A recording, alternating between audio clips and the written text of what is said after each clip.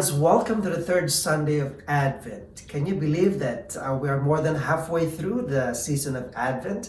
And very soon we are celebrating Christmas, where we will be reminded once again of God's unfathomable mystery of love. John 3:16, you remember that? For God so loved you and me that He gave us His only begotten Son.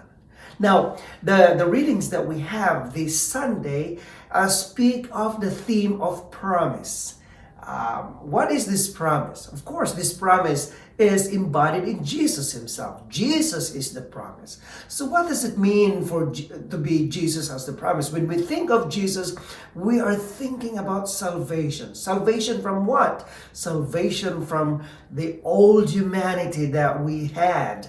The humanity, that selfish humanity. A humanity that only thinks of oneself and somehow put the rest as secondary. Humanity that's unable to love the other. The old humanity that's unable to forgive the other. Humanity that runs away from, an old humanity that runs away from the crosses in life. That is why the promise of Jesus' coming gives us a new direction in life. And what is that new direction? Is to embrace, to receive that new life that only Christ can give. That is why this season, this Advent season and Christmas is basically a journey, reminding us that you and I have this opportunity to embrace a new life, to leave the old life behind and embrace a new life of Christ. And what is this new life of Christ? This new life of Christ is a person of love.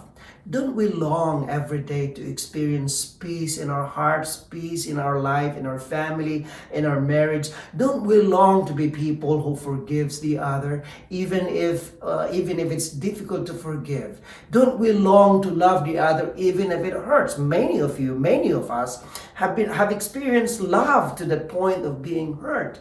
Don't we all long to experience compassion for others? Don't we long to experience to be, putting others first before myself? Don't we long to have a deeper understanding of what God is doing in our lives? This is the fruit of that salvation that Christ is going to give us. So I know promises. We read that from the book of the prophet Isaiah, from the letter of James, and from the gospel also. Reminds us of what we received at baptism. At that baptism, we were given that promise. And in our Christian journey, we can say that we live in that promise. We live by that promise. For some of us, there's a small letter P, and there's a small letter P promise, and there is this capital letter P promise. The small letter P promise, perhaps we've already experienced these promises in our day-to-day life, day-to-day existence, day-to-day relationships, where we already experience seeing Christ in others, or being Christ to others, being selfless of our time, being self-giving. Or life-giving. This is who Christ is.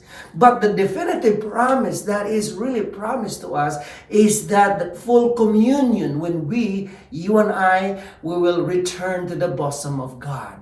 So dear friends, as we celebrate this beautiful, continue this season of Advent and Christmas eventually, let us reflect on this promise. Let us continue to live in this promise, because it's also possible that many of us, because there's so many things that are happening in our lives, we can easily be distracted. We can easily deviate from the path of promise. But that happened, then it's okay. This is a time to come back. This is time to return. This is a time to take the path that Christ has called us. This path of embracing that new life, embracing that likeness and the image and likeness of Christ, to be that person for others, to be that person who can embrace the others even if it's difficult to embrace, because that is the substance of that promise that is being given to us at baptism.